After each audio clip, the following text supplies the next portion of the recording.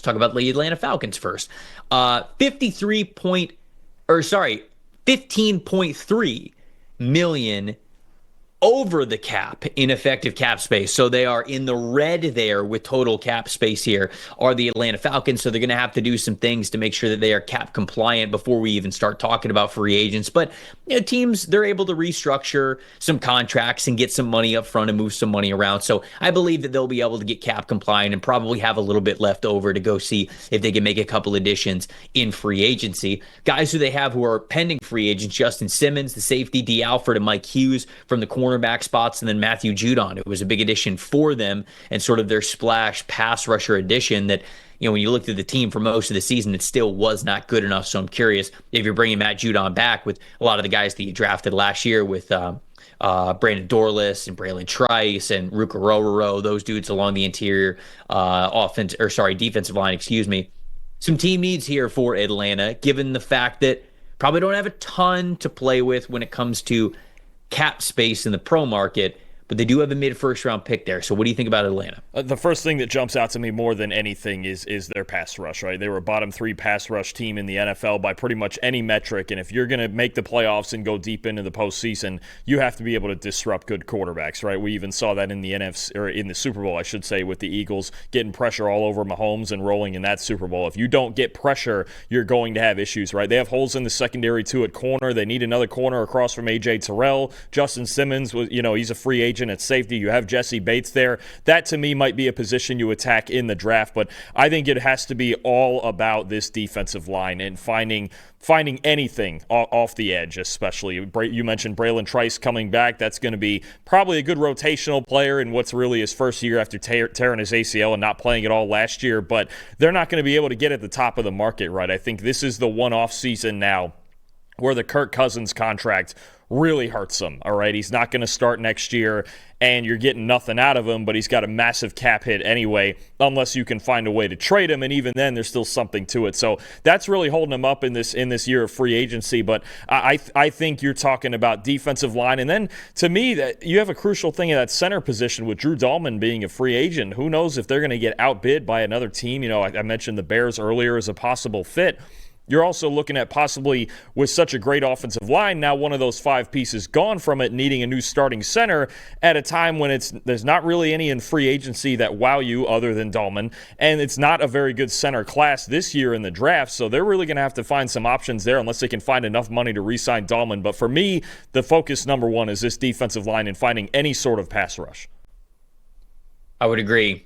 I'm looking up Kirk Cousins' contract right now. If they post-June 1 trade him, they save 27 mil. If they pre-June 1 trade him, they save like 2.5 mil. So don't really do too much, but at least you get him off the books. Problem is, nobody's going to trade for Kirk Cousins, right?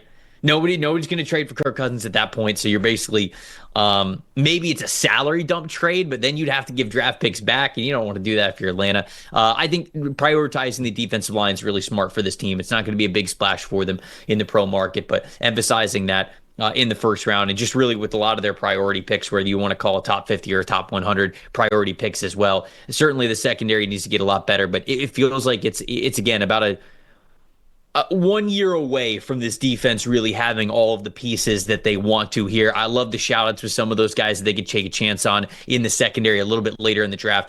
Kevin Winston Jr., who was a projected potential first-round pick before he gets hurt this past year. He's a little bit raw in how he approaches the game. He needs a little bit more experience, but incredibly athletic. So a guy that, man, if he's available in the 3rd round just because he didn't play a lot this year and his tape's still inconsistent from the year before, you take a chance on that. You don't have to re-sign Justin Simmons, and you get a guy to play next to Jesse Bates. Noel Williams, I love that shout out as well. One of the better corners that we saw at the Shrine Bowl this past year, a couple weeks ago. And, Kobe Bryant, you can throw into that list as well. And there's a lot of corners I think you could choose from. You don't have to draft one at 15. I think you're right, prioritizing the pass rushers there for them.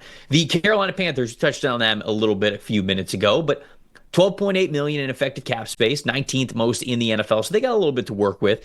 Xavier Woods, who I saw played 100% of their defensive snaps this year. So losing him, obviously, you are losing a starter and you got to replace him. He was one of the very few players that I saw have 100% of the snaps this season. So he's a free agent. Mike Jackson, their corner in the secondary, is as well. Brady Christensen, their versatile interior offensive lineman. Shaq Thompson, franchise legend, but you're just not sure if you're bringing him back at this point, suffering the injuries that he had and with him being as old as he is. And then David Moore at wide receiver is another notable free agent that I had written down for this team.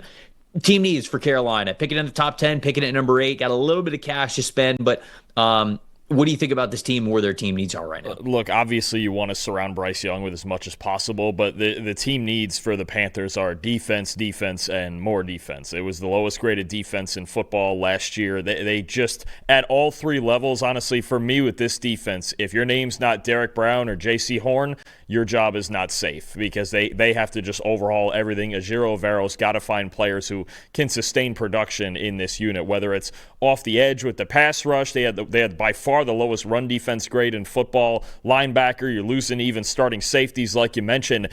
That would be the focus for me. It's just how in the world do we get this to be at least maybe an average defense from where they were last year, because Bryce Young started coming on and you started seeing the offense play well, and they put a ton of money in the offensive line, and that really worked for them in the first year of that project. But if you can't get stops and you're giving up, I believe it was 32 points a game this season, you're not going to get anywhere if you don't make stops. And as much as, obviously the focus for every other team is on quarterbacks and scoring a bunch of points, if that's a given that you're going to give up 30 every week, you're not going to win very many games. So I just think all around at all three levels of this defense, and hopefully Derek Brown gets healthy in time for the season too, you got to find players who are really foundational players. I think, to me, looking at younger bargains in free agency who could be helpful before maybe you find some foundational players in the draft, because they don't have a ton of cap space like you mentioned before, because there's so much money in that offensive line. But I think about a guy like Baron Browning, who's still just 26 years old, who could be a productive pass rusher for him. I think about a linebacker like Devin Bush from the Browns, who just had his highest graded season,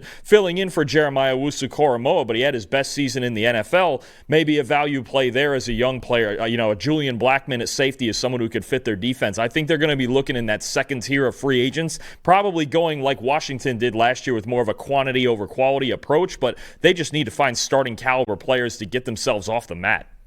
I love those shout-outs, specifically Baron Browning and Julian Blackmon. If it doesn't take some guys who are going to break the bank for you, and you could bring them in and give you a little bit something more than you had last year, I think that those are really good targets for them. They've got 9 draft picks this year. They do still have a second-round pick, despite it not being their own. But I would not be shocked if 7 out of those 9 are defensive players, right? Because, like you said, they just need new bodies everywhere on that defense to try something new. So I like that call out. The James Pierce Jr. one, in the top 8. Mike Green potentially as well.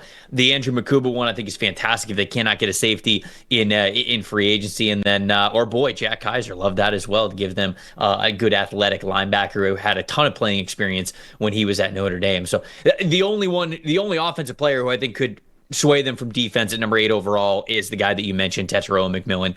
If he falls and they think that this dude's a future all-pro type of a player, like AJ Green type of a player, then maybe you don't pass on him. But other than that, just give me a lot of defense for the Carolina Panthers. New Orleans Saints, everybody's favorite team to talk about when it comes to free agency time. They are $59 million in the red when it comes to effective cap space. Now, I talked to former PFF great Brad Spielberger about this in the New Orleans Saints, and I was like, what are the Saints doing? Are they just screwed? Like, this is like $60 million in the red is a daunting number. And Brad kind of said to me, he's like, look, they flirt with the line. There's no doubt about it. But a lot of the contracts that they do, they set up in a way to where right around this time of year, they will restructure them anyways. Like it is set up to be like this. And so the Saints will be able to get cap compliant. They will be able to have even just a little bit to maybe spend in free agency. I know it looks like there's no chance that would even be possible right now, but Brad was he was explaining that the Saints sort of just operate this way. It's a way that you can operate Obviously, not a lot of teams do it, but the Saints sort of have it built in that around this time of year, they will restructure a lot of their big contracts and they'll open up some money for.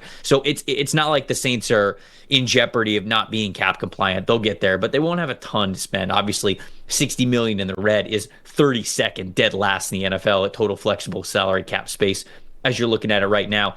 And they got a handful of guys that I don't know if they're making like big decisions on, but certainly some identity players. And, with making so many changes the way that they have in the coaching staff, it makes sense that maybe more of these guys than not are not going to be on the team anymore. Will Harris, their safety, he's a free agent. Juwan Johnson, the tight end, Chase Young, Lucas Patrick, Marquez Valdez-Scantling, who was huge for them when Rashid Shaheed and Chris Olave were out. Paulson Adebo, Peyton Turner, Willie Gay, Landon Young. So, okay, it's not like the star names in New Orleans are free agents, but a lot of those guys who are rotational depth and just even contributing players for them might not be in New Orleans anymore. So when you look at this team, some team needs, what do you got? Look, I think your problem is all the way around. Even though the star names aren't free agents, the star names on this team are getting older. And the problem with when you keep stalling and restructuring is you just push that clock back another year before a really hard reset. So I think, look, their entire defense needs to be reworked, right? Their run defense, I believe, was second worst, only ahead of Carolina. They didn't get much pass rush. Cam Jordan's getting older. Some of the younger guys they've drafted lately haven't come through. You even mentioned Peyton Turner as a former first-round pick who's now a free agent that they're probably letting go of. Brian Brzee has struggled in his first couple years on the inside. You traded Marshawn Lattimore at corner, and Paulson Adebo is a free agent now, so your opening day starters at corner from last year are also both gone. Look, they need defense. They need a little bit better on the offensive line. That left guard spot is open. Maybe they can keep Lucas Patrick for one more year. And who knows what Kellen Moore is looking for on his offense, right? Because I think they have a need for one more receiver to get him some yards after the catch and even more production at tight end. So there's a ton of needs on this team, right? There's a reason they won only 5 games last year, but I don't know where the resources are going to come from, because we heard this last year. The Saints are in cap hell, and they could only sign one player last year for more than $3 million a year, and that was Chase Young on a one-year deal. So if that's all you can get is maybe one guy on decent money and the rest you're bargain shopping, it's going to be hard to improve your team in free agency, and then you really have to hit in the draft, right? And I think over the last few years, they haven't done all that well, especially with their earlier picks, and we know they have a tendency to get aggressive and trade up and kind of mortgage the future a little bit, but I think they really, if they're not going to do a hard reset, and it's going to be hard for them this year, then, I don't know that you do anything but just get cap compliant and try to nail this draft. It's funny. I thought this was going to be it, right? We've talked about this for so long with New Orleans Saints. You and I have talked about it on this channel quite a bit. The Saints have been operating as if Drew Brees is still there, like since Drew Brees retired. And they're like going all in, and they're putting themselves in the red with the salary cap, and they're sort of mortgaging their future. And you look at the roster and you go, for what? Like, why are you doing this? Like, this team can't compete for a Super Bowl. And listening to Mickey Loomis this offseason, he kind of makes it seem like they still believe in this roster core, that they're going to continue to go all in. Obviously, they have Derek Carr as their quarterback, so I assume that as long as Derek Carr is there, they're going to have this mindset still. But I don't know if Mickey Loomis just thinks, if we start to rebuild, like, that's the end for me. I'm not going to be GM anymore, because he's been GM of the team for over 20 years. And so does he think, well, this is also, whatever this regime is, like, this is also all I have as a general manager. So when they turn the page from everybody that's on this roster, are they turning the page from me as well? Because it's hard to look at this team and where they are with the salary cap. And not that I think the Saints can't be better next season, but how much better are you going to be? When are you just going to eat your vegetables, if you will? When are you going to let the bill come due and just, take it on the chin here with kicking the can down the road year after year after year? You can get cap compliant, but how much better are you actually going to get as a team? I think it's hilarious that you have all just the question marks for free agents to target, and I think that's the right way to go about it. Even though I think that they're going to get cap compliant, maybe they'll have a little bit here and there to spend. Who knows? There's not really a good way to find some realistic targets here. So first and foremost, I thought that this was going to be the time. You're moving on from Dennis Allen. You're moving on from like what was the Sean Payton era. I thought that this was going to be the, hey, we are going to hit the reset button. And it doesn't feel like they're doing that yet. So they've just got to nail the draft. There's no other way about it. Corner potentially on the board for them at number 9. It's hard for me, honestly, though, Dalton, to not say offensive line or defensive line. Getting a Will Campbell, an Armand Membu, maybe a Kelvin Banks, however you look at those offensive linemen to potentially play right tackle for you or play guard for you. On the defensive side of the ball, getting after the passer just was not good enough. So does a Mason Graham make it to you? Are you interested in a Kenneth Grant, a Mike Green, a James Pierce Jr., somebody like that? Like, I think it has to be offensive, defensive line because of how inept those two positions were and how there's just not much in the farm system, right? There's not really anybody you can look at and be like, oh, yeah, they're coming up. Just wait until they break out. There's not a lot of that there on their roster for either offensive and defensive line positions, especially with the free agents that they have there. Moving on to the last team that we have in the NFC South, the Tampa Bay Buccaneers. Bucks are right at the cap floor. They're in the red, $1.7 million in terms of effective cap space, but that's something that Mike Greenberg and the rest of that staff there on the front office can really navigate as Greenberg's been pretty good at setting up their cap for a long time. Free agents, Ben Bredesen, who was their starting offensive guard this year, he is an unrestricted free agent. Levante David is as well. David could potentially retire. I haven't really heard that he will. It feels like, he was still playing at a pretty high level last year, so unless he thinks that he's going to drop off next year, doesn't want to do that, I do kind of expect him to be back. I don't think he's going to play anywhere else in the NFL. I think he's going to go wire to wire in his career in Tampa Bay. Chris Godwin's the big one for them, coming off of that knee injury. What does Chris Godwin look like? What kind of market does he have? And does he come back to Tampa Bay? But then you got a couple of other players. KJ Brady, who had to start at linebacker for them. Anthony Nelson and Joe Tryon-Shoyinka at edge. Probably not bringing either of those guys back. Sterling Shepard at wide receiver, a guy who had a good rapport with Baker Mayfield. He's also an unrestricted free agent. So what do you think about the Buccaneers? What's the team needs and some targets for them? I think the first question that's going to be asked is about the two guys you mentioned, Chris Godwin and Levante David, right? Two mainstays down there. You mentioned if David doesn't retire, then he's probably going to come back on another one-year deal like he's been doing, the past 3 or 4 years. And you keep telling me they're going to find a way to keep Chris Godwin, which would be big for them. And it would be big for them to open up, especially in the draft at attacking other needs instead of receiver, right? But I think about edge defender, where Yaya Diaby's really become the feature guy there, but I wouldn't say they have any of the elite edge defenders in the league, right? They could use that one big-time pass rusher, so maybe, just maybe, Todd Bowles won't blitz so much like he wants to.